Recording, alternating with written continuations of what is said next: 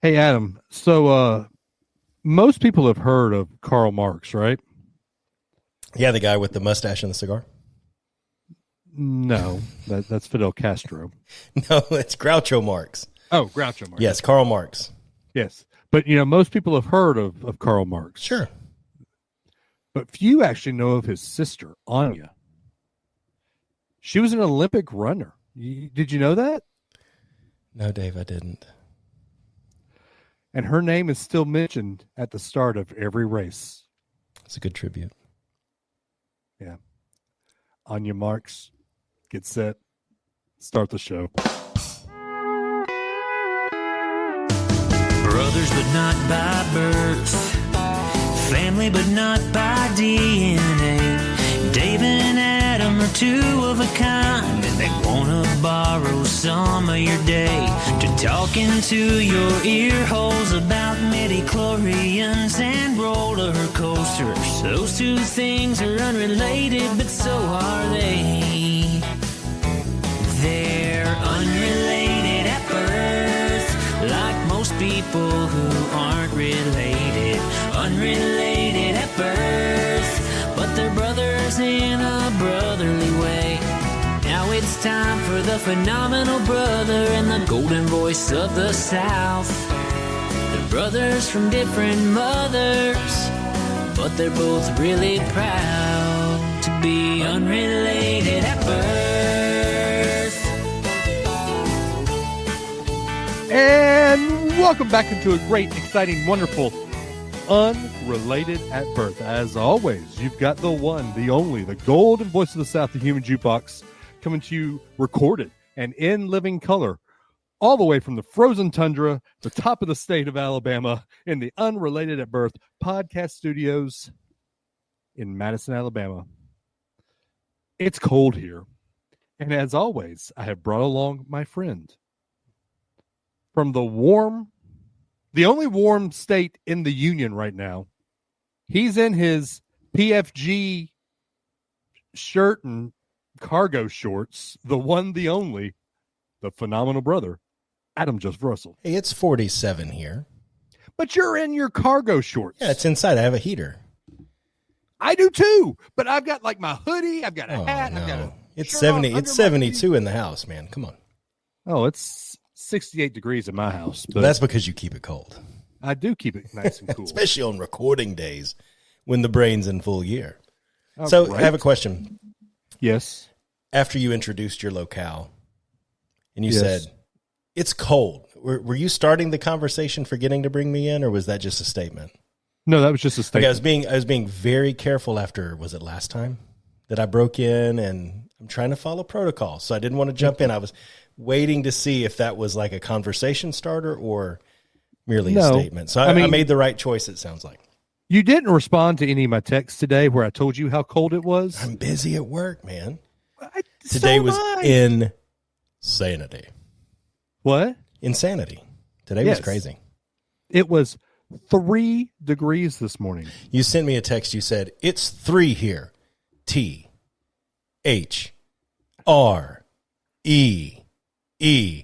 And I am not okay with that. Well, okay, so hold on.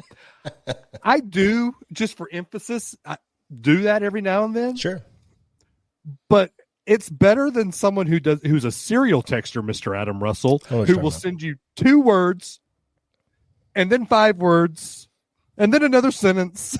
Sure. They're each individual thoughts. Instead of putting it all on one text in a paragraph. Yeah, it was funny. There was something. Oh, it was the Stitch sweatshirt thing that you sent to the Disney's Better Little thing with me, you, Amanda, and Blair. Right. And our group text. And I didn't realize how that would come across. But Blair's phone, because I was working from home, Blair's phone was out in the living room, and I'm writing in here. And she has this little typewriter thing. It goes, dun, dun, dun, dun, dun, dun, dun. Dun, dun, dun, dun, dun, dun, dun. Dun, dun, dun, dun, dun. I was like, oh, okay. That might not be. Maybe that's not the ideal way to communicate. Put your phone on vibrate, for Pete's sake. Well, first off, Blair, I love you. You're awesome. But who has their phone not on vibrate mode anymore. Well, she was going around the house cleaning, so she could hear it if it went off. Okay. She didn't have her watch on her, and Well, why wouldn't her watch on? Or because if your watch is on, you can count your steps. If your watch isn't on, then what's the point? We go to OTF. We don't have to count steps. Why not? You go to OTF. You don't have to worry about things like taking the stairs and counting steps. That's true. You get that all in one class. Especially this last time, they did one where you ran 0.6. This was yesterday. And every 0.1 miles, you went up 2 on the incline. So you went from a 1 to a 3 to a 5 to a 7 to an 11. We don't live in San Francisco. Okay, this is Florida. Have you done Everest yet? I refuse to do Orange Everest. Oh, you got to. With my Achilles, I have heard horror stories about knees and ACLs and MCLs and all kinds of CLs. We'll see. Look, if I can exercise in my garage when it's 3-degree weather while watching a Bama basketball game on my treadmill, that's just air conditioning, though. That's just air conditioning, though. Oh, there is no air conditioning. No, dude. Yeah, if it's cold. I could not feel my hands or my face after I got done on the treadmill.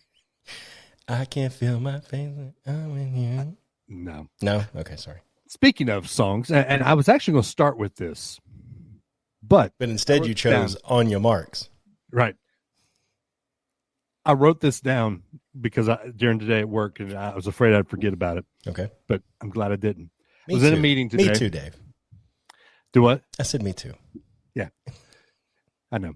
I was in a meeting today, and I was focusing and listening to the guy, and then he when he brings a story, like he'll say a couple words. It's like you serial texting, but he'll say a couple words and pause, and then say a couple words and then pause. Okay.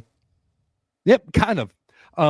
But today this is pause, and in my brain, the story of a girl. Yes. This is why we're on the same wavelength. I kept wanting to butt him. Who grabbed a river and drowned the whole world. Does she look so sad in photographs? Photographs. I absolutely love her. Everybody, when she smiles.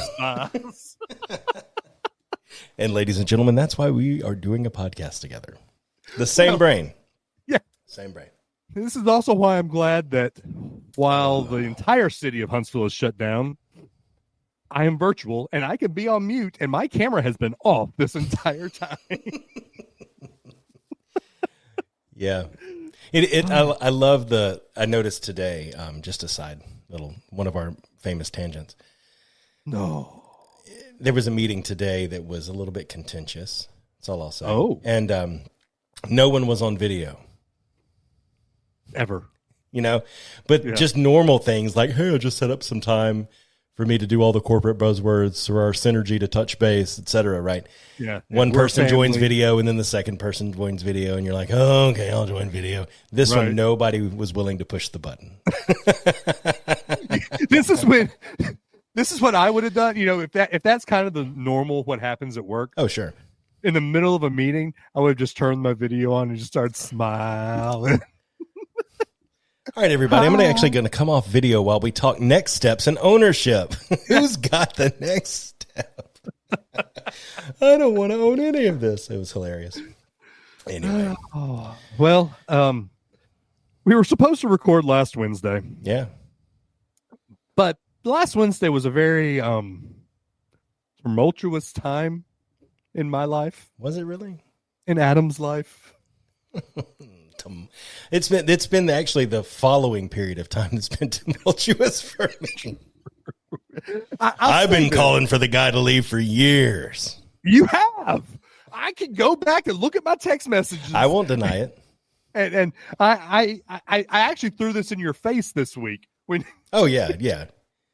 Adam's sitting there, so we're watching games all the last 2 or 3 seasons, and there's been 2 or 3 times where Adam sent me the text. Well, time has passed Nick Saban by. It's time for Nick Saban to retire. It's time to grab. And this week, when he retires, I can't believe he did it. Oh, my gosh, what are we going to do? Our university is in shambles. I never said anything like that. What I said was, okay, this is let me throw something back in your face. Okay. I wish do I still have the, I'm going to go back to sideline warning, the music, right? Yeah. There was a man who said, let your yes be yes. And when you start something, you see it all the way through. And my only point was, if you're going to sign an extension through 2030, you don't just decide 5 minutes before the team meeting that, you know what? Yeah, I think I've gotten a little too old for this. Okay, bye. No. All of those books about process and preparation and everybody's got one job was baloney. Baloney. This man won more games at the University of Alabama Yes. than anyone other than William Paul Bear Bryant. That's right. He did. This man did not ask us to hold the rope like one Dennis Franchione. I believe he deserves to say, I'm done when he's done. Do I like it? No. In fact, I told Adam, it hit me a lot harder than I thought it would. It sure did, man. I was talking about you at church today and how you basically had a small mini midlife crisis. Did you really? No, I was picking on. It was a Florida State fan, and I was like, "Boy, you think the postseason was rough for you? Let me tell you about my friend Dave." I haven't hit refresh on BamaOnline.com more in the last, I've hit it more in the last week than I have in the last 17 years. Back before January 3rd, 2007, which I think we all know what date that was. Yep. So my whole thing was that I just expected, and I know Byrne had a backup plan and you've touted his preparedness. I think I just more expected Saban to have a direct, I'm going to choose my guy and I'm going to train him. I was a little just surprised on how sudden, and I was especially just surprised that Mr. Process, it came down to a phone call with his wife for the last 5 minutes. And then you turn around and you got Greg Byrne meeting a dude once. And I know there's back channel communications that happened before he flew out to Washington. I know. But it's just me and my wife, we flew to Seattle and went downtown into a random office building and met the guy. And my wife liked him a lot. So I figured, what the heck? It's just tell a different story. I know you're not going to tell a different story. Nick Saban's I decided 5 minutes before the first team meeting of the year that I was gone, and this dude's letting his wife make all the hiring decisions. Tell a different story. Here's the thing, man. The other problem you had was you said, when we hire entry-level people, it takes us 3 weeks, right? Because of us hiring Caleb DeBoer. Kayla DeBoring. Kalen DeBoer, whatever. Kayla DeBoring. CKD is Coach KD. Oh, he hasn't earned the 3 initials like Nick has, man. He hasn't earned that yet. We had CMS. Coach Mike Shula. That sounds like something you'd take a daytime television medication off a commercial for. That's what me and Mike, having Mike Shula as a coach, felt like that. We had CMS. You have CMS. Our law firm is ready to defend you. Anyway. So, because of us hiring him, and you said, it's only 48 hours. How do we do this? There's been a Washington hire, which only took 24 hours. There's been an Arizona hire, which took 12 hours. And there's been a South Alabama hire, which took 24 hours. And I agree with you 100%. The University of Alabama and its, as you called it, football, and I'm putting air quotes for those who can't see, machine, should definitely pattern their hiring decisions after Washington, Arizona, and South Alabama. Boy, we're up there with the best. Sir, what I am saying is that all of these athletic directors, if you are an athletic director worth your weight, you have a backup plan for your backup plan for your backup plan for your backup plan for when your coach calls it quits or decides to do something stupid. I am saying that Greg Byrne had a plan, and he stuck with that plan, almost like he had what's the word, Adam? A process. So you're saying that Kayla DeBoer was his primary? I am. Not the backup. Do what? Not the backup. I'm saying that was his process, his primary. That was his primary person. I am. I am. Look, you and I have dealt with the University of Alabama athletics for our entire life. Yeah. we've been, I'd say, probably 25 years deep into it, correct? Oh, longer than that, man. Well, no. The internet's been around for 25 years. Oh, where well, you can see okay, yeah, I internet can go along with rumors that, and yeah, all sure, that stuff. yeah. We know now Jimmy Sexton, who is agent to all the coaches, Sure. tactics. Throw up smoke screen, get your clients who could be an option a raise, and then you give the person, get the job, Sure. right? Sure. Sark got a raise. Dan Lanning got a raise. Those were the two names. Mike Norvell got a raise. Lord, I'm glad we didn't hire him. Because I am too. So glad. His team quit on him. Well, he quit on them first.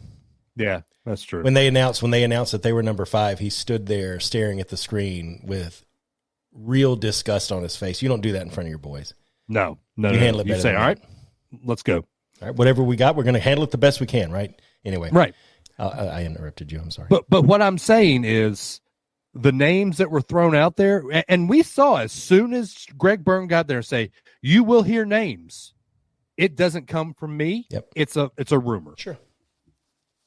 So we heard these names, and I fell for it. I did. I truly believe they were names that were just those smoke screens to get Jimmy Sexton clients raises. I truly believe that Kalen DeBoer was his primary go-to. You're staring off in the sunset. I'm nodding my head along with you. I don't have any data. I practice what is now, I think I mentioned this on the show, factfulness, which is trying not to have opinions that you don't have data to back it up for. And I know that's really hard on a podcast, but I don't have any data to back up or approve or deny that they was the primary. I just don't think that Greg Byrne can hire a big fish that's not above a Nate Oates level coach. I think we're in for 4 or 5 years of 9, 10, 11 win seasons, a couple of appearances in the playoffs where we lose in the first or second round, but there's not a national championship coming out of this coaching staff that's coming in today. Doesn't mean we can't get there, but it is not going to be something with the people we are bringing in now. There's not a natty in that mix, man. And I think that is the difference between you and I. We have to stop looking at football and basketball comparisons here. Football is a different animal than basketball. Oh, sure. Yeah. For basketball, we don't like his style at all. We've had this conversation. Nate Oates is a top-tier coach. Talk to anybody who is in the know in basketball. I know Ben Foster's annoying as hell sometimes about basketball. I love you, Ben. I did not say that, Ben. Oh, Ben's getting married on Saturday. He's probably not really. listening to us, right? Oh, yeah, he man. is. But Ben is definitely in the know with basketball. And if Ben didn't like if Nate Oates wasn't a good coach, Ben would tell us. I mean, he turned on Avery Johnson quick. That's true. That's true. So with basketball people being in love with Nate Oates, I'm okay with that. Yeah, but Nate Oates did not come to a basketball program whose expectations were lofty either. And I think that's going to be the problem we're all going to have over the next 4 years. Is it's going to feel really bad, man. It's not going to be fun. I told somebody the other day, I said, in 2007, I was a lot younger, and my blood pressure could handle close games, losses. We've spent 17 years getting accustomed to blowouts. Oh, 14. The last 3 we hadn't been accustomed to that. Yeah, well, expecting wins, It should honestly be a relief. It should make football more joyous, but it's not going to. It won't. Not one bit. I might need to stock up on more bourbon during football season. Do I think that Kalen DeBoer coached Alabama teams will lose to UCF like we used to in the 90s? No. And Louisiana Tech comes into Bryant-Denny and makes us look silly? No, that kind of stuff isn't going to happen under him. But I don't think in the 5 years that I predict, 5 years or less that he will be there, that we will make it past the second round. I disagree. I do. I really do think this is a good hire. I hope you're right. I hope you're right. I'm telling you, and I told you this in a text, and I've told multiple friends this. I am taking I'm writing a log for all the people who are saying, "Oh, this isn't a good hire. This is probably 5 years," and I'm going to hold a Lank session. For those of you who don't know what Lank means, it's let a naysayer know. Let a naysayer know. I am going to hold a Lank session when we win the national championship in the next year or two. Okay. Shall we stake bet this? Let's stake bet it. What is your threshold for how many years before a natty is won at Alabama under Kalen DeBoer with at least 50% to 75% of the staff he has today? Something like that. There's got to be stipulations, because if he goes and like Kirby Smart has a horrible year at Georgia and they decide to kick him off and now Kirby Smart's the DC, we're going to win a national championship, right? Like, I'm talking under current conditions, right?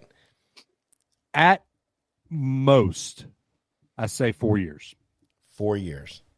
At most. So I think we can do it next year. So if Jalen Milroe is going to have to learn to run a read option on fourth down if we're going to win a national championship. Jalen Milroe is right now the odds-on Las Vegas favorite to win the Heisman. Oh, man. Look at the Las Vegas odds. I believe the Las Vegas odds. I mean, I believe that that's what they are, but, dude, Dave. He was number 5 in this year's. I need you, my friend, for 2 seconds. The crimson-colored glasses that you've welded to the side of your face over the last 2 weeks, he is not winning a Heisman Trophy, my guy. I don't think he will either. In fact, he's not. He can't. He's got the Jalen Hurts problem, but in reverse. He doesn't run enough. Yeah. He just stands there. I think half of his stands there. I think half of his problem and stands there. Anyway, go ahead. Half of his problem was Seth McLaughlin. The other half of his problem was Tommy Rees. Tommy Rees, for sure. Yeah. Well, he won't have that problem this year because Kalen DeBoer is bringing his yes man along with him. The guy who's been with him like everywhere that he's ever coached. Here's my yes man. Have you looked at his offensive stats? Yes, I did, especially against Michigan. Whew. Wow, who was buddy. the number 1 defense in the country? Defense. Who stopped us? Defense. Yes. We had opportunities. We shot ourselves in the foot against that defense. You are correct about that. Take the crimson-colored glasses. I'm going to write a song, and I'm going to play it. People aren't tuning in to listen to sports, but I'm sure they all did want to know my opinion on this because, Adam. People don't listen for our opinions. They listen for us to argue with each other. You know that. Adam, I consider myself a loved person. I do. Oh. Because my phone, I get a text regularly during the day. From 4:30 Wednesday afternoon last week to about 9 o'clock, my phone did not stop vibrating. Just, Dave, are you okay, Dave? Dave. Yeah. I mean, it's like Blair's typewriter. Oh, man. I got a Slack message. Hang on, let me find it. This is the message I got from somebody at work. What day was that again? Wednesday. I'm having to go through Slack. This is riveting. Oh, funny thing is, I was actually in a work meeting when that ESPN notification came out. Yeah. Like I was sitting face to face with my boss. And all of a sudden, bzz, bzz, bzz, bzz. Has anyone heard from Dave? Bzz, bzz, so this was the message I got. Not checking in to see how I was doing. I wonder how Harbaugh looks in red. I was like, I sent the Harry Potter, never went in the fire and all that. Yeah. Yeah. It's like, nobody's checking on me. They were poking the bear. No, I've had people poke the bear today too, this week. Well, that's what you enjoyed that. I poke negative attention, still attention. Yeah, dude. You know me. If anybody pokes at me, they're getting poked right back. You're getting a poke back. That's right. Yep.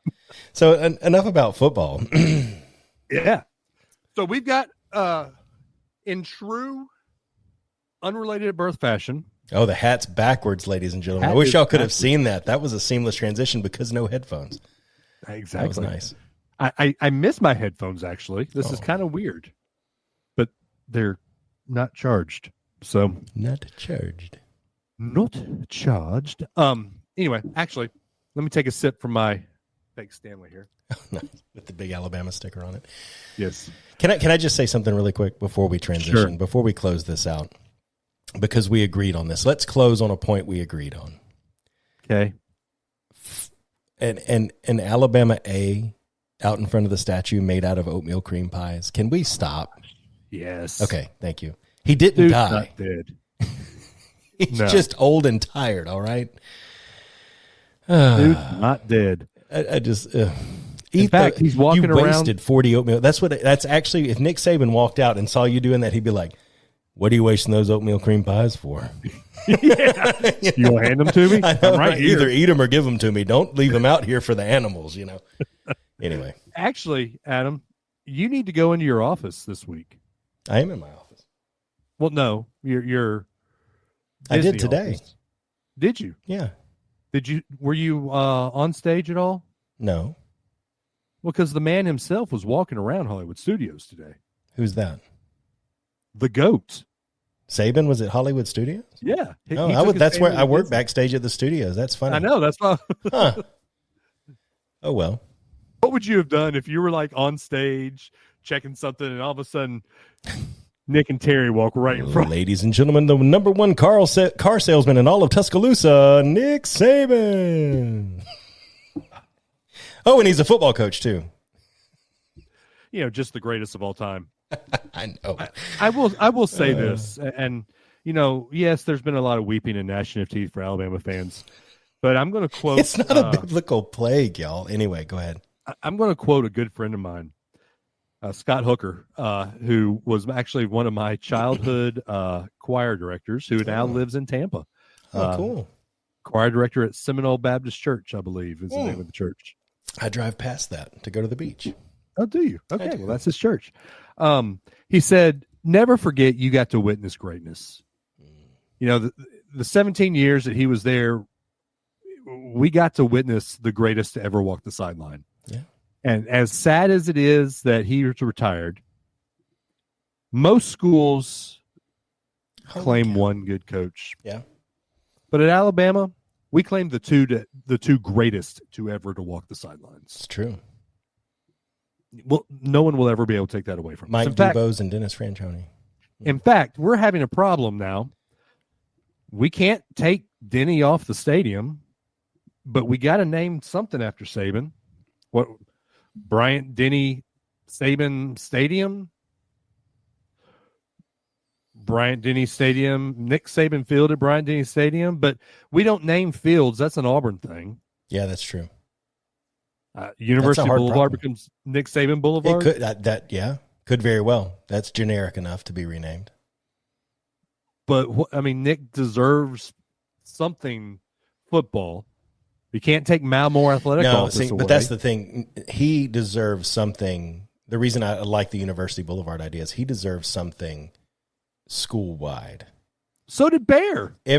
No, man, that campus has transformed to where they don't care about anything, and I'm not going to get on my soapbox, don't worry, but they don't even care about the academic legacy of what previous students have done. They throw that crap in a closet because they get in the building renovated, baby.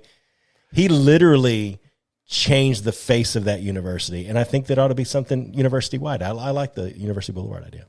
But the school, Bear actually was instrumental in integrating the school. So Yeah, he's got the whole stadium. And Bryant Drive. And Bryant Hall. that's true. Could we name it Nick Saban Hall? We should have just hired Kiffin, and when Kiffin won a national championship in 4 years, we could have named a street Lane. So Adam's done with the show. Real quick, does Scott listen to our show? Probably. Probably. I hope so. Because Seminole First Baptist Church, Yeah, I think so. yeah, that is right next door to the movie theater and a couple of restaurants we go to every time we go to the beach. Literally, Really? right there. I knew I had seen that before. It's a small world. Well, let me double check. He posted his church a lot on here. Yeah, it is. Yeah, that's cool. That's awesome. I'll have to. It's right next to the crumble cookie. We got a crumble cookie in town, dude. We're in trouble. Oh, dude, I didn't know Did they you were going to be so big. that they say crumble cookie, one cookie is 4 servings. Crap. I'm in trouble. Is that, I saw a reel the other day. What do you get when you guzzle down sweets? Adult onset type 2 diabetes. Speaking of that, we hadn't even gotten to our topic yet. We have But not, speaking and it's of that, glorious. My girls, ever since we went and saw Wonka, Oh, yeah. my girls have been going around saying, Oompa. Aiden won't stop listening to that chocolate, and there's chocolate. Yeah. Reach into your pocket. That whole song, he plays it over and over now. But my girls will start doing the moves, and then one of them goes, stop it. They go, once I've started, I can't stop. I love it. Oh, I love it. I hate that I liked that movie. Oh, it's wonderful. It's All right. wonderful. So before we get into the actual topic of the show, we have questions. Let's go ahead and get the Virgil question. Absolutely. Let me cue Because that the up for you. original question man. The original. I'm a son of a question man. All right, let's see. The only one who could ever ask me. What's the son of a question man? All right, here we go. Virgil asks a question. Hey guys, I got this week's Virgil asked a question. This question's laid out a little bit different than a lot of the questions I put up. What I'm going to do is give you some stats or specs on a piece of equipment, and the 2 questions will be, what is the technical name for this piece of equipment and who produced it? All right, starting off, the crew is none aboard. It's semi-autonomous operation. The length is 38 feet, 2 inches long. The wingspan is 62.1 feet wide. The height is 10 feet, 5 inches high. The empty weight is 28,837 pounds. The maximum takeoff weight is 44,501 pounds. The power plant is one Pratt & Whitney F100-220U turbofan. The range is 2,400 miles. The service ceiling is 42,000 feet. The cruise speed is Mach 0.92, and the armament is 2 weapon bays that can hold 4,500 pounds. All right, and like I said, the questions are, what is the technical name for this piece of equipment, and who produced it? Do you know? I saw you typing. No, I'm actually looking up something for our other That's question. cool. Do you know? Sounds like something Boeing or Lockheed would produce. It's in that realm, right? Like, it's not space. It's not quite your normal fighter jet. It's a Northrop Grumman X-47B. Okay. And it's scary. If you look at pictures of it, it looks honestly like something that is a kid's toy. You think it was like a kid's toy, but it's a semi-autonomous, basically fighter jet. It's incredible. It's cool stuff. Yeah, it's really neat. X-47B. Okay. And if you want to know more about Wonka, he also left a movie review for Wonka that I'll play at the end of the show. So stay tuned. A stinger after the credits. Ooh. There you go. All right. Do you want to do the one that you wanted to, just kind of throw on me first? Yeah, I would. And I have no doubt, Dave, that so Dave texted me with a biblical question. And I told him, what if we just threw out a couple of different biblical facts and questions and had a show like that? And we haven't done that in a while. So we'll get to yours in a minute. But I have no doubt that you'll have some knowledge of this in general. But I was blown away by it. So the caveat is it's the theory. I don't even call it a theory. The context around this is based off of a book that is not technically in the Bible, at least not in the Christian Bible. Enoch? Yes. So it was I'm doing this thing called the Bible Recap. Blair did it last year. She made it through the Bible in a year.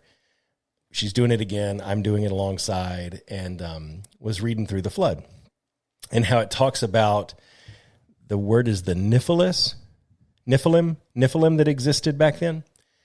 And one thing that you can read, and there's probably different contextual perceptions and interpretations of why God chose to do the flood. One interesting one was they used the word specifically in the account in Genesis before the flood that man had become wicked, but that the sons of God had gotten with the women of earth, right. And the Nephilim were the offspring, in theory, of that. Sons of God is from Enoch. That's not from. That's from Enoch. That part of it is a good portion of this interpretation is from Enoch, but it does say in Genesis, if you read between the lines, that's what they're talking about. It doesn't say it. I mean, you know, the words they use are different, but that the Nephilim were the sons of God, and wherever sons of God is used, it typically means fallen angels. Mm-hmm. And so God could have potentially chosen to flood the world because the fallen angels had decided to corrupt humanity's bloodline to stop Jesus from being born in the first place. My mind was all over the inside of my car when I was listening to that. And I know it's based on Enoch, but it's one of those things where you put the pieces together, and the Bible is not always explicit and clear on the why. Sovereignty doesn't require that it is, right? Right. But just the fact that could, there's a movie in there, man. There's like, I don't want The Chosen. I want a movie about that. So they made a movie, but it was horrible. What? Oh, the Noah movie? The Noah movie. Yeah. But no, I want like an action, like they just made a movie about the book of Job that's reinterpreted as a modern take, right? Right. I want like a spy behind enemy lines, the enemy's making a plot and all this stuff. Like, there's a whole story there that I really wish we had a lot more of that was officially part of Scripture. What's that? I want Jericho. I want the Battle of Jericho. Yeah. Where the 12 spies go in, Rehoboam sends down the little... Yes. All that stuff. Because I have learned more in the last 2 weeks than I probably have in 30 years around books that I haven't really spent a lot of time in. And because it started out the first half of Genesis, it got to the flood, and then it follows Noah and then all the descendants, and it lists them out, you know, right after the flood. And it gets to Abraham, and then we skipped over to Job, because technically, chronologically, Job is next. Chronologically, Job is well, yes. Well, Genesis is first. Well, Job was written before Genesis. Well, I mean, you have the flood. Job's time to be alive was after the flood. So chronologically, in terms of the time of the storyline of the Bible, not when it was written, Job was next, so we skipped to Job. There's a lot there that God's sarcastic, dude. Who knew, right? I know. Yeah, gird up your loins like a man and ask me questions. Oh, right, Job. I forgot you were there when I created earth. I forgot you were there. You know, it's like, man. You know, the thing that I've learned the most, though, is that the reason I think a lot of people don't connect is the Bible's written like Shakespeare. Right. Hither, and even if you use the ESV, which we use, even if you don't use King James, it's like, look westward and northward and eastward and southward, and all that you survey shall be that which I will give you, and the locust shall not even fall on your branch for 15. Like, nobody talks like that anymore. Literally, if you wrote the book of Job with a conversation over text today, it would be 2 pages long. Yeah. All the conversations he's having with his friends would be like 30 seconds, right? Because we talk differently. But the message goes too far. The message is too informal, right? That translation's too far. And there is a translation where it is like, I'm saying, what is it, Gen Z Bible or something like that? And Jesus is like, no cap, I say to you. No cap, my brother. No cap, I'd be bussing, you know? But no, it has been really cool to go through this and hear things that I really have I've thought about, but never had the opportunity to spend a lot of time studying or hear more about, because, you know, when you go on Sunday, the pre-selected message, we're going to go through the book of Matthew in the next 60 days, right? 3 months, we're going through the book of Matthew.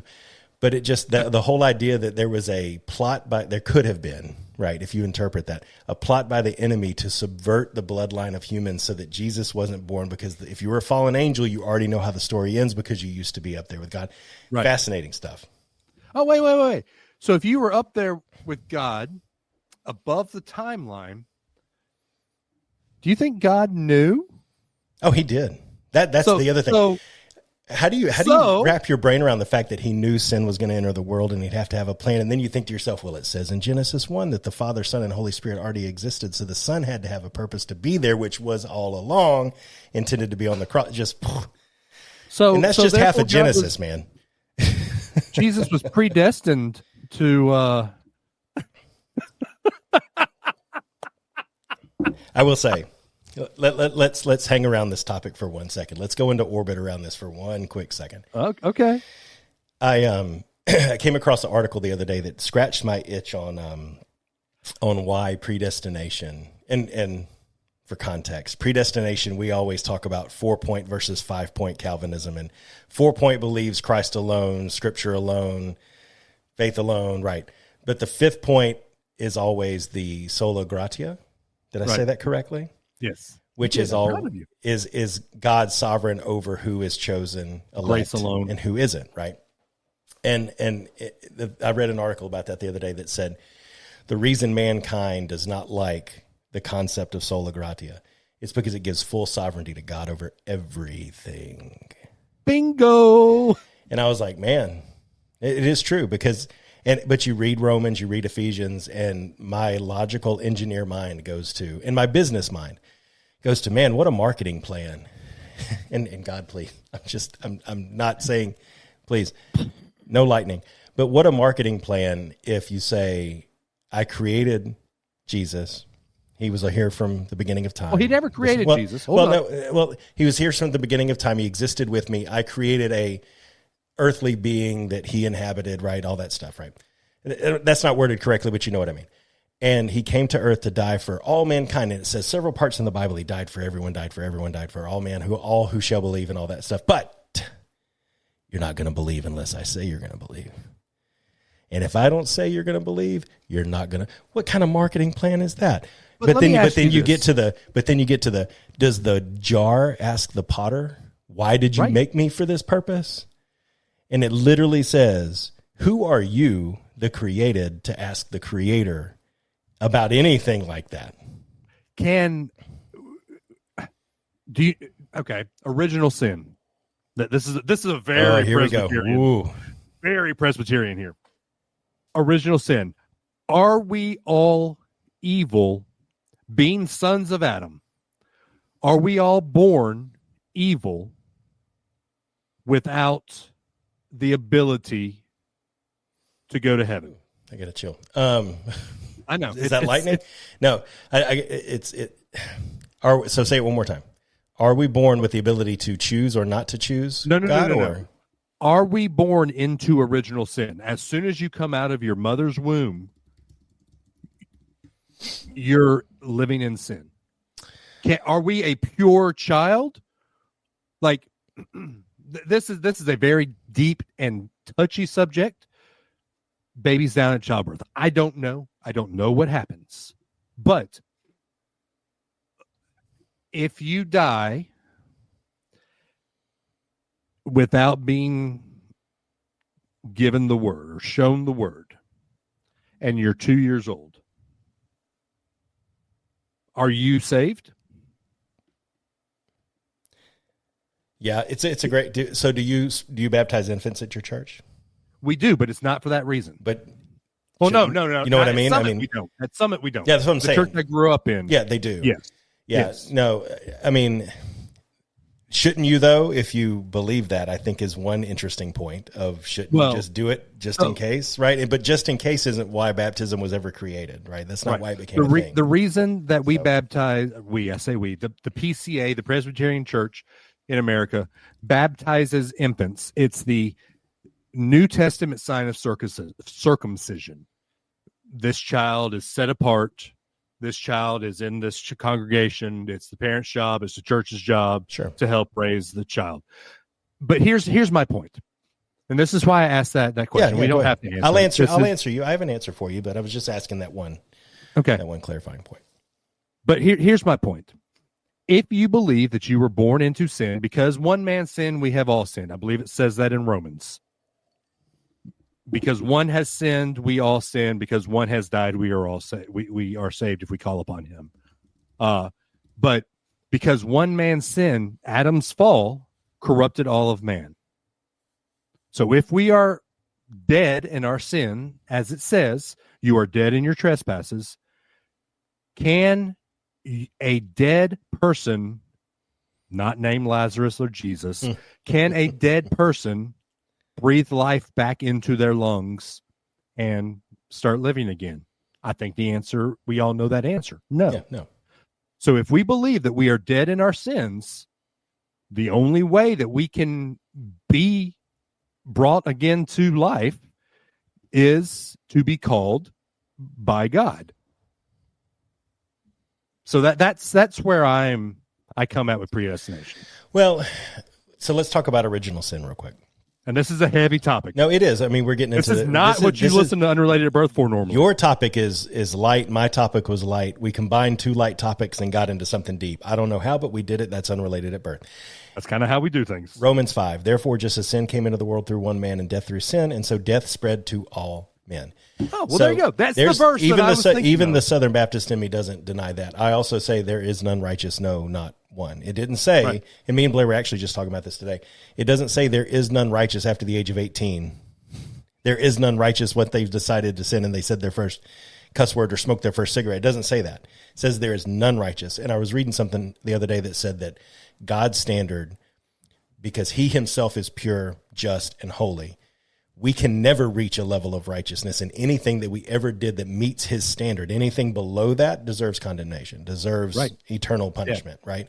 And we can never reach that, no matter what we did. Even if we didn't sin, we're still not God. We still don't rise to that standard. And if we didn't sin in the way we think about it, we can never reach perfection like that to not deserve that. You realize what you're doing, sir, right?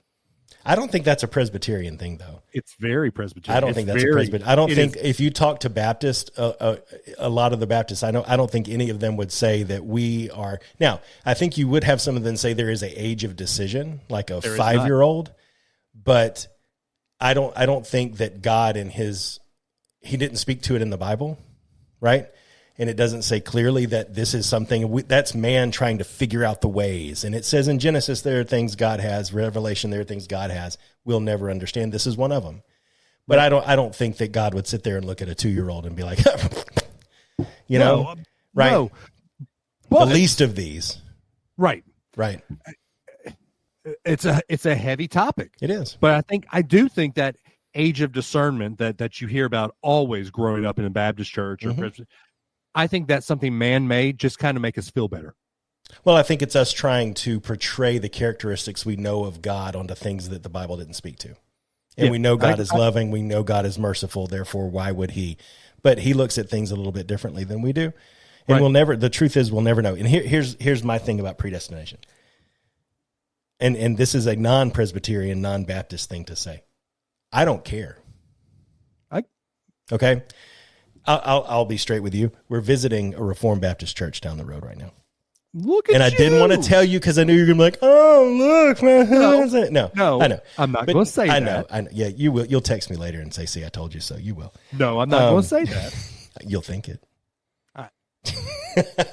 So anyway, the reason I say that is I had a conversation with somebody up there today, and they're very 5-point, very there's no question about it.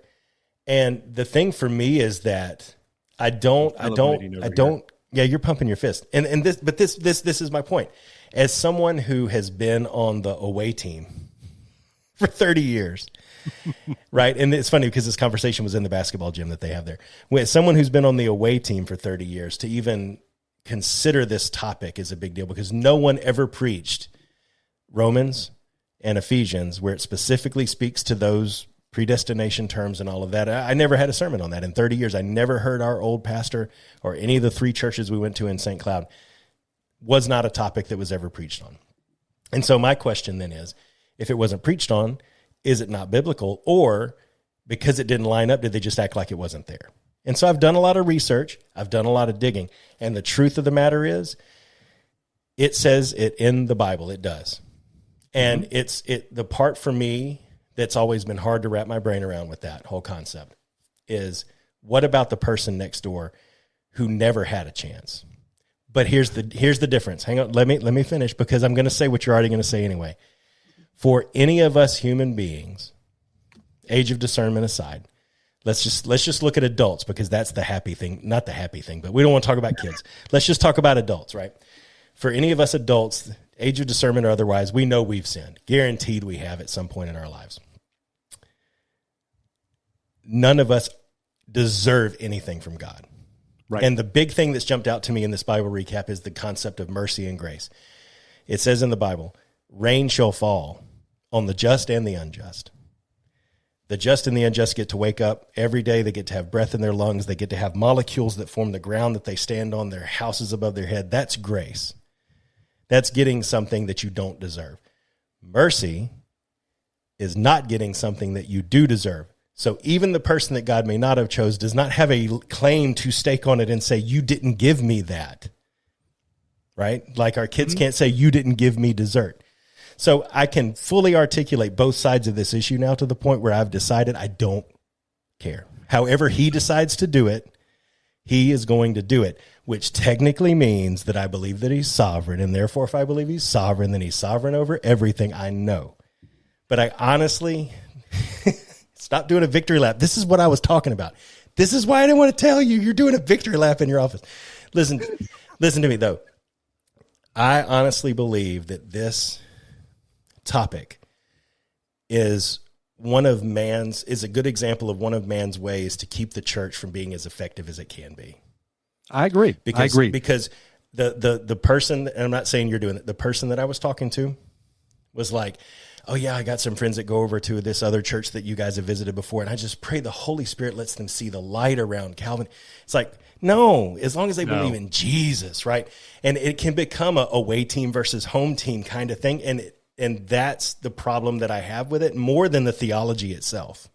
So let me. I've been to churches my whole life, except for the one I'm going to now. Sure. But I've been to churches my whole life that have that same mentality. Let me open the door for you and show you why.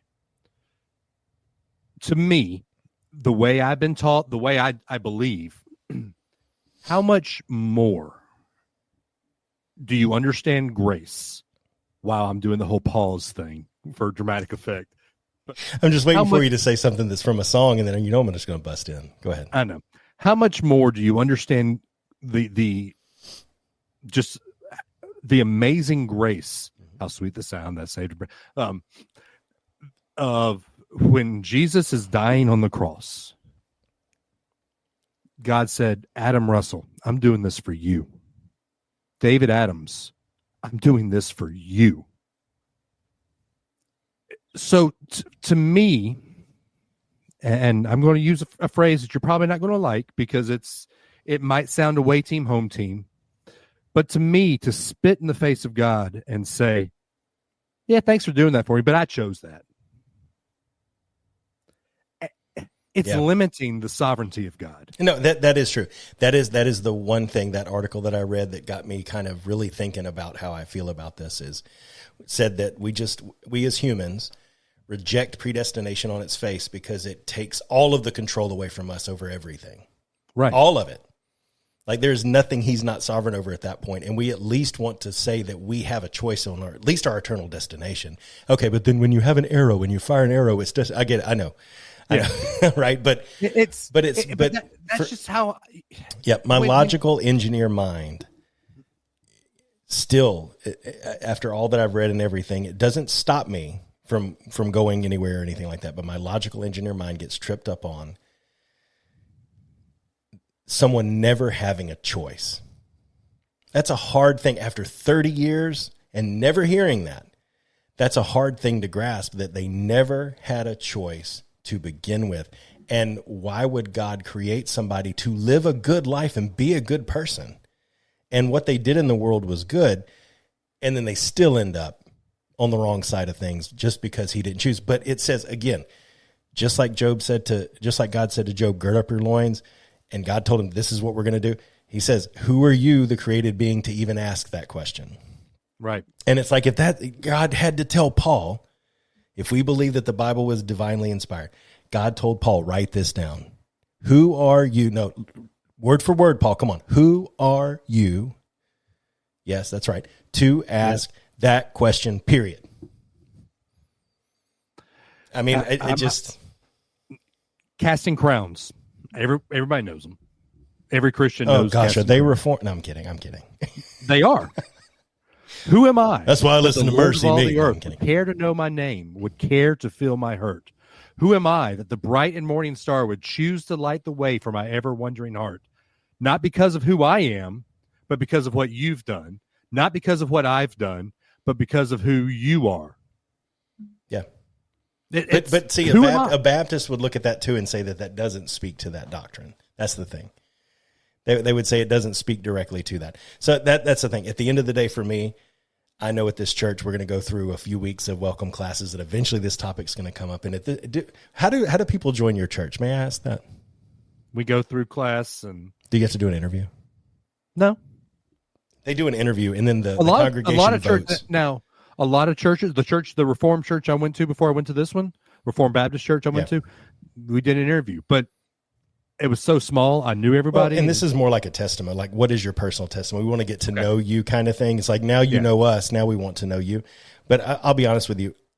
For me personally, I'm already in a men's Bible study. The kids love going there. All of us are excited to get up and go.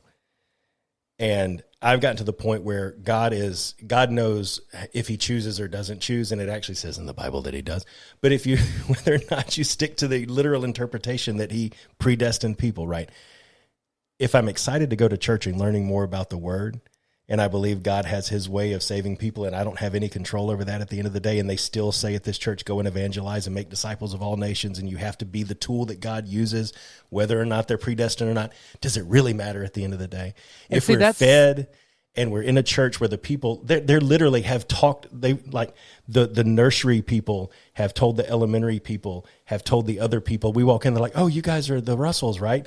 That has never happened at any church I've ever gone to. As an adult, that's awesome. Not one single time. Well, okay, that's so not good. That's awesome. Does it really matter whether or not I'm a 4.5 or 4 3/4 point? Nah, you're 5. You're 5 now, sir. I don't know. We'll see. Anyway, but to me, to let that hinge on whether or not I'm fully on board with something that the Bible talks about directly, I'm not going to let that stop us. If it's a good fit, I'm not going to let it stop us. Summit is actually, we're a 5 point at Summit. But you would never. There are 3 points at Summit. There's 4 points at Summit. Yeah, it doesn't matter. I talked to a dude last Wednesday, our first Wednesday that we went. I talked to a guy and I said, we're Southern Baptists. He goes, yeah, we're really similar in a lot of ways. There's a couple of differences. He said, but honestly, he said, I never heard anybody talk about Calvinism until the last few years. There have been visitors from Southern Baptist churches that have come in and asked us, are you guys Calvinists? He says that's the first time anybody ever said that word in this church. Yeah. He said, we're just a bunch of Bible-believing people that take God's word for what it is. And when the Bible speaks, we speak to it. And where it was silent, we hold our beliefs with an open hand if the Bible didn't speak directly to it, Amen. That kind of stuff. So I don't disagree with any of that. So anyway, we are visiting a Reformed church, Dave. I'm proud of you. It's close to home and it's really cool. Yeah. But here's my thing. It's got all the check boxes. Yeah, I believe in predestination. Yes, I believe that there are, the frozen chosen. Wow. But here's the deal. Here on earth, I don't know if my neighbor's chosen or not. Exactly. But I've been called to go and tell the nations. Go tell my neighbor. Go tell the nations. Go tell whoever I talk to. Yeah. So does it matter if God called them or not? I'm still going to tell them about Christ. Sure. Yeah. Well, and I read something too. It says if someone ever came to you and you're sharing the gospel, like, do you believe in predestination? And they're like, yes, I do. That they're chosen. Well, I don't feel led. I don't think I'm chosen. Well, you could be. Do you believe? All you got to do is believe. And if you believe, you were given faith as a gift, and then you're chosen. Right. Well, I would never. Well, then, if you would never, why does it bother you? Those are the types of things that I've read that are making sense. But again, it's not that some switch flipped. It's that I've never been presented with those things. I've never for the past 10 years I presented it to you. I know you did. But it's like in sermons and in like Bible studies and things like that. But it was funny because I visited and the website says, I'll close with this and then we get to your fun topic. But the website says we are situated typically within the Baptist, Evangelical, and Reformed traditions. And I thought, okay, within, think of Venn diagram where all of those overlap. No. I knew the book for this Bible study was from Ligonier Ministries. I was like, oh, no. I'm going to have to reconcile this, aren't I? So I've done a lot of wrestling. I've been wrestling Just when you like in see the Bible. R.C. Sproul, you just yes, here we desiring go. God, and then they went to CrossCon, and John Piper spoke to the youth, and I was like, oh man, The youth got to hear Piper. they did in person. Oh, I think my he's goodness. speaking again at this one. You could be a chaperone. Hey, move down here and join our church, and then you too could hear John Piper. Just saying, If you there could was get a job ever- down. I'm going to throw this back. You could get a job down here.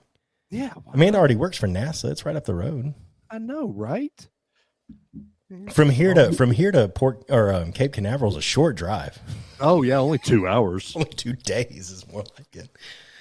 All right, so let's talk a I fun. haven't gotten biblical out of my topic. house in 5 days, so It's because it's only 5 degrees. yeah. All right. Wow, that Fun topic topic, took a fun lot longer than I thought it would. Fun topic, please. All right. Look, you get me talking on Reformed faith, and I go, man. Yeah, I just don't see it as that far of a difference. I really don't. I think we have created this Arminianism, Calvinism divide. I think does more harm than good. It does, but when we'll get off this topic because I can go forever now. Anyway, all right. So we were sitting in church talking at church.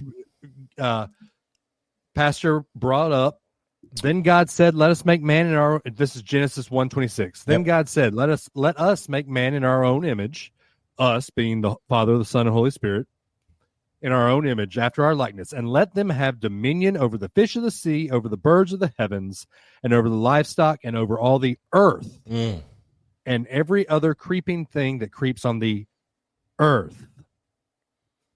Got me thinking. And for me to have this thought, a little scary, considering the industry that my town is built on, and the industry that I work in. Is space exploration biblical? For God said, let them have dominion over the earth. Doesn't say the heavens. In fact, other places in the Bible, it says, and I was actually looking this up earlier. Where did it go? Did I lose it? Oh, one more page. Here it is. Psalm 115. Where's it?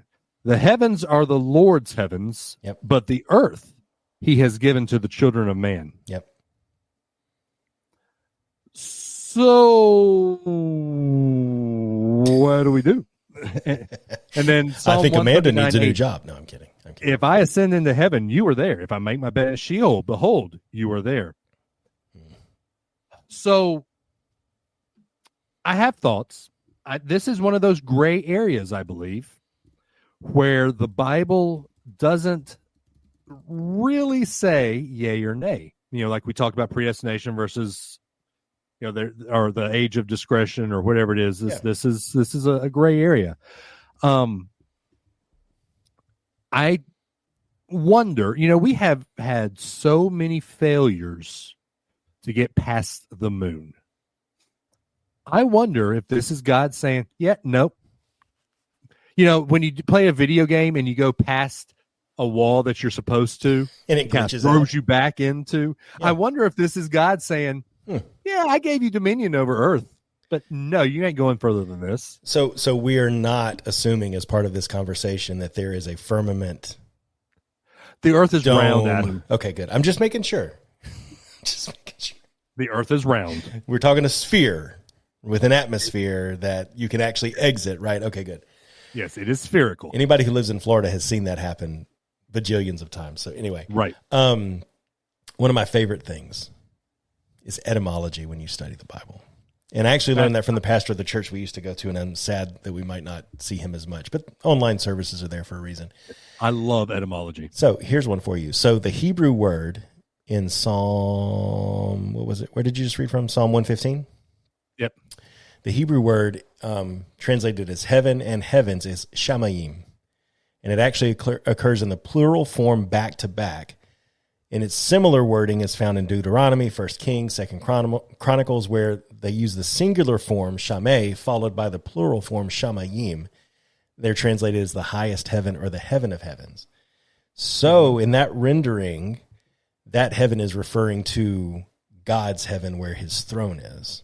Like the Holy of Holies, the heaven of heavens. And in that case, if it's the plural, it's the heavens of heavens, right? It's even more emphatic that it's out there. So I think it's referring to that. You could also say on the flip side, it says in the Bible that all things in God's creation are good, right? Right. If Mars really exists off of our flat Earth, that's God's creation too. But all the way out to Pluto, which is a planet, dadgummit. It is a planet. That is God's creation too. But man is looking to further his domination of another planet. In Genesis 1, it says we're giving you dominion over Earth. Yeah. So I'm wondering if this is God saying, I gave you dominion over Earth. You aren't going, this could be the next Tower of Babel. This could be, where he says, no, we ain't doing this. Well, I think we have to, this is the problem ultimately. And yes, an engineer is going to say this out loud. This is the problem with science. Whoa. Why are we doing it? Right. Are we doing it to further our understanding of his creation? To find out what something else is out there, or to plant our SpaceX corporate flag on Mars first so that we can charge the fees to watch the subscription of the live feed of the first moon or Mars base go up, et cetera, right? What are we doing it for? But if you think about it, God made it really hard. Really hard. Gravity, atmosphere, re-entry, requires a lot of fuel. And it took a lot of people with some interesting backgrounds to get us rockets that can get us off of Earth. Yeah, that was a shot at your boy. I know it was. He made it really difficult, but at the same time, we figured it out. We did. And if God is sovereign, he meant for us to figure it out. That's a good, yes. When the first rocket launched and it actually made it out there and the men landed on the moon, he was not surprised. That's very true. And when we landed on the moon, what's one of the first things they did? Read the Bible and took the Lord's Supper. Yeah. Maybe that's why that's one of the few missions to ever succeed as well as it did. Just saying. Just saying. You crap on Werner von Braun. But let me read you one of my favorite quotes from the man that you crap on. My experiences with science led me to God. They challenge science to prove the existence of God. But must we really light a candle to see the sun? Wow. Werner had good words. He was a very devout Lutheran, actually. I know. I didn't make a face. What are you talking about? No, there's nothing wrong with that. Interesting. I did not know. He was a very strong Christian. So you're saying that when it comes to Von Braun, I'm Triumph the Insult comic dog? Yes. He was a wonderful rocket designer for me to poop on. Yes. Yeah, just like that. You don't like Von Braun for some reason. Your folks... Not mine yet. Your folks that got questions, isn't that one of the reform websites? Actually have an article about how should a Christian view the idea of Mars colonization. Oh. Christians do not need to fear Mars colonization efforts. It is not akin to abandoning Earth or the world God has given us. The Bible tells us everything in God's creation were created for God's glory. If we're not forbidden from exploring our world, we can assume the same holds true for other planets. And that's the only word I have a problem with in that article is assume. But again, if the Bible is silent on it, because what we interpret heavens and outer space as, can I be honest with you? That's one of the problems that the engineer mind in me is the only thing I really wrestle with 9 times out of 10 when it comes to this stuff. It feels sometimes like the Bible's written from the perspective of the scientific knowledge that man had at the time. We've learned so little about the spiritual realm that wasn't already given to us, and learned so much about science that I think it distorts the context. That's what that's what my spiritual self says, is that we read it totally out of context now, right? We do. They didn't need to know that stuff to understand the things about God. And now we want to understand everything, because I can sit here and talk to you while I watch Supermarket Sweep and pull up a tab to check a score on a sports game. And I have all the information available to me all the time, and I just want to know everything. But information does not equal wisdom. And exactly. I think that is in and of itself the problem here. Yeah. Is we know so much now. But if you go, The Chosen's a great show. If you've never watched it, it's actually, take it for face value. Don't take it as the scripture. It's entertainment. Yeah. It's entertainment, but it really does show how just enthralling following Jesus was. That is the one thing I'll give it, is you don't want to learn your theology from The Chosen any more than you learn your history from Hamilton on Broadway, right? I mean, right. It don't change too much about it, but at the same time, it's like, what I like about it is it, like I said earlier, the scriptures come across as very Shakespearean. A lot of the times you can't relate to it. It puts a face to a name that tells jokes and laughs, and you know that he did that stuff. It's just not important for that to be recorded. Now, a lot of that is assumed and added. Well, but it humanizes this thing that feels very cold sometimes to someone who's not knowledgeable and doesn't already have a relationship. Jesus was funny. Yeah. God was sarcastic. God was sarcastic. Again, I'm going to go back to that, but he had to have been. They're the same person. Yeah. Well, it's the disciples falling asleep in the Garden of Gethsemane while he's praying. There is hurt in what he's saying. Oh, for sure. But I take it as, there are times when you and I have conversations. I'm like, Adam, you hurt me, man. But I say it in, dude, you couldn't even text me. Right. I mean, that's kind of what you were insinuating earlier when you said you never wrote me back about how cold it was here. That kind of thing. Yeah. But it's like Jesus was hurt, but he understood how tired y'all couldn't even stay awake, guys. Come on. You had one job kind of thing. Right. Yeah. Exactly. Yeah. It's he's not me, that different. I hear from so us. much humor. Yeah. And sarcasm in the way he talks with his disciples sometimes. Yeah. And we can thank the King James Version for that not feeling that way. I think if you read a lot of the more modern interpretations that are more faithful, that's a big criteria. But ESV, again, one I really like for various reasons. It has some of that come through. You can feel it and see it in there. But when you're stuck in the King James or New King James, it's a lot harder with the verily, thous, thys, and these, It's tougher, but yeah. One thing I do like about The Chosen is it shows, and I had to do a lot of research on this, and this comes through in The Chosen, and also when you really know the story, it comes through in the Bible. The tension between Matthew and Peter. Because if you look at how the other Gospels, Mark, Luke, and John wrote, Peter was a strong man. Yeah. But if you look at how Matthew wrote Peter, he was this weak loser. Yeah.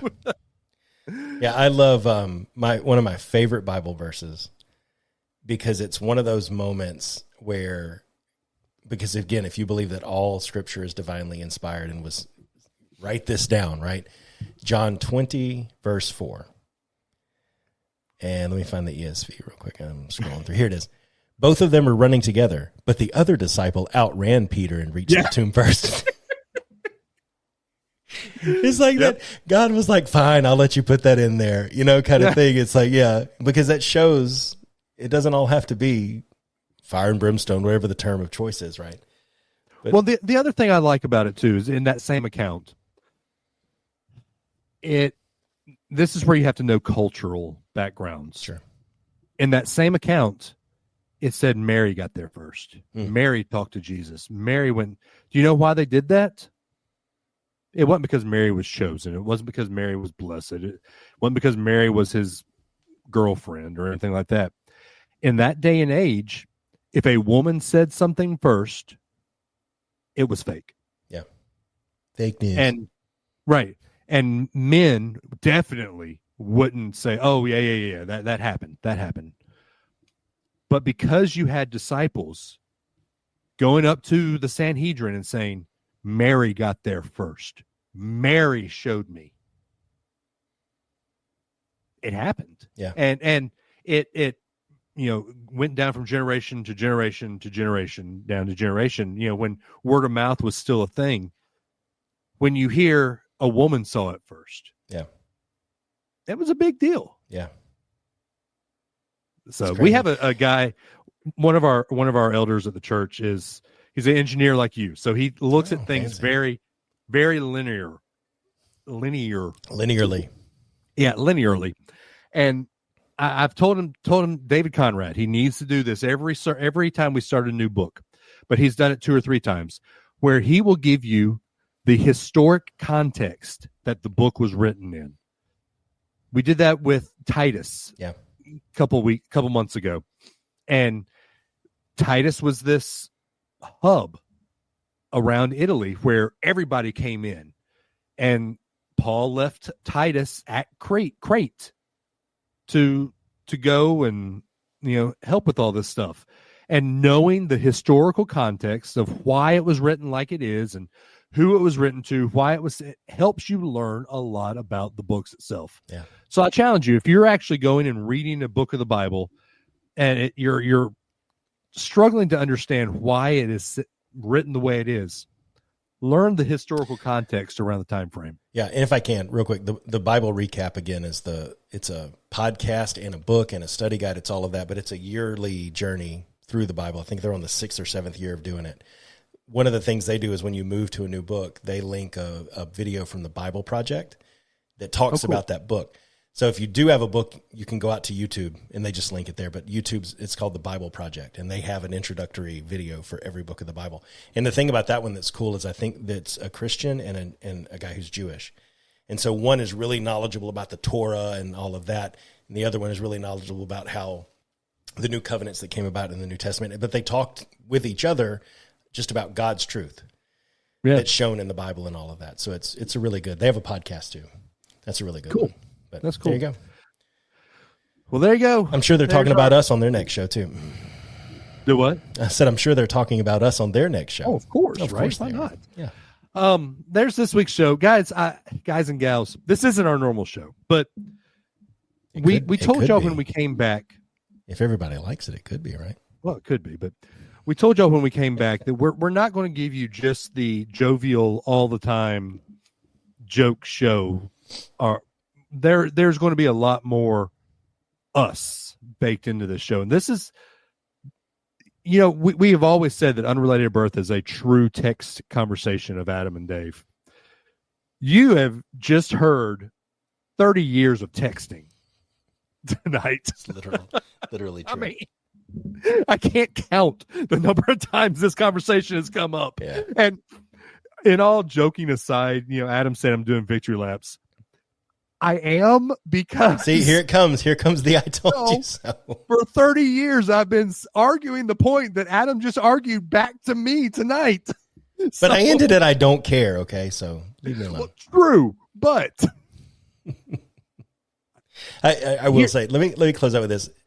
If you go to a church, if you enjoyed the last half of the show in this conversation, I would say really inspect the things that you and your denomination believe, understand them, and understand why you don't believe what the other people do, and just know. Because I can't count on one hand the number of people I've come across that I could probably ask at most churches we've been to about things like this that can have a informed conversation like this. And I'm not saying everybody, but there's not very many people aside from you that I can have a conversation about this. And they would say, I think a lot of people be like, I didn't even look at that, or I didn't know my church believed that. Make sure that you just know. Yep. That way you're never, oh gosh, I almost spilled my coffee. You're never going to be surprised, but also it's just what we're supposed to do. And I'll say, close this point with this. We learned today in our men's Bible study, it talks about in the Bible, the milk of the word, and how your preacher gives you the milk of the word. He's chewing the food and partially digesting the food, but then regurgitating it back to you. It's like mother's milk, right?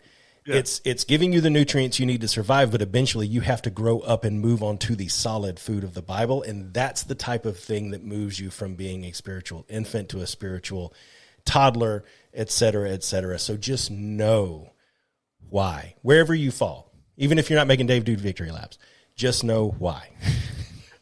That's all I ask. Again, if you don't believe in predestination, but you believe that Christ died on the cross for your sins, that's all that matters. You are my brother. You are my sister. That's all that matters.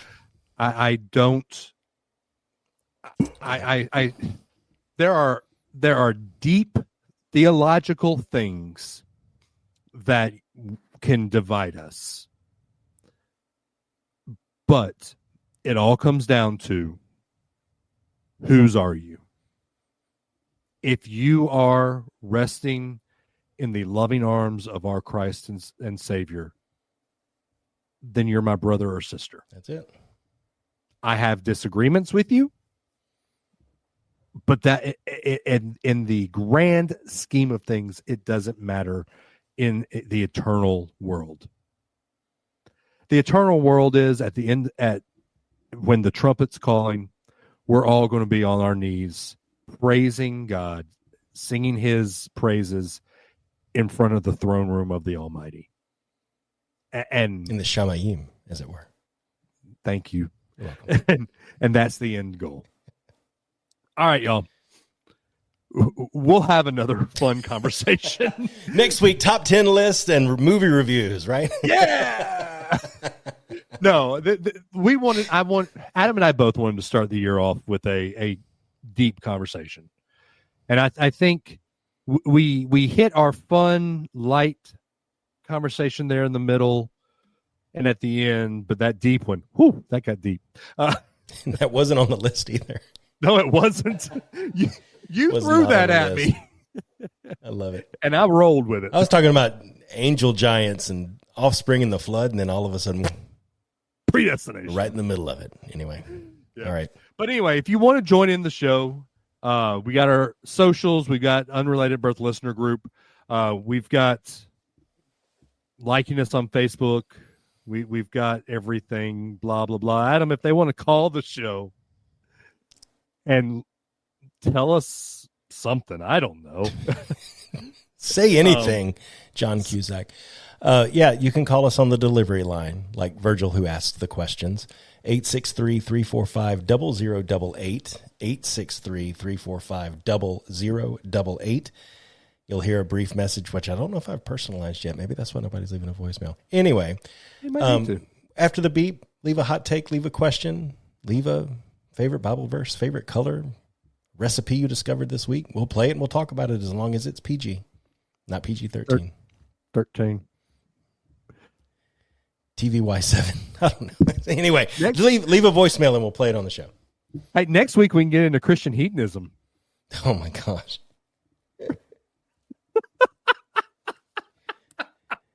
And that was the last time he visited the Reformed Baptist Church after 2 weeks of talking about this type of thing.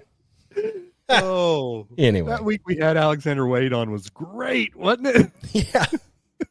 Maybe we should do it again under new auspices. Anyway. Oh, that'd be great. But anyway, guys, we love y'all. We truly do. Through thick and thin, we do. Y'all listen to us every week. Y'all ask us how about our personal lives. You interact with us on the socials. We could get 2 of you listening and we'd still do this. This is just a fun, creative output for Adam and I. But the fact that we have people that really enjoy going on this journey with us, it means a whole lot. And y'all will never know how much it means. And I appreciate it. We'll talk to y'all in a couple of weeks, Adam. I think it's time for you to take them home. Yeah, here we go. And don't forget the stinger after the credits, everybody. But remember, we love you, but not as much as Jesus does. Stay safe out there. Be kind to one another. No matter what you believe, know why you believe it. And we will talk to you again next time. Bye. Bye.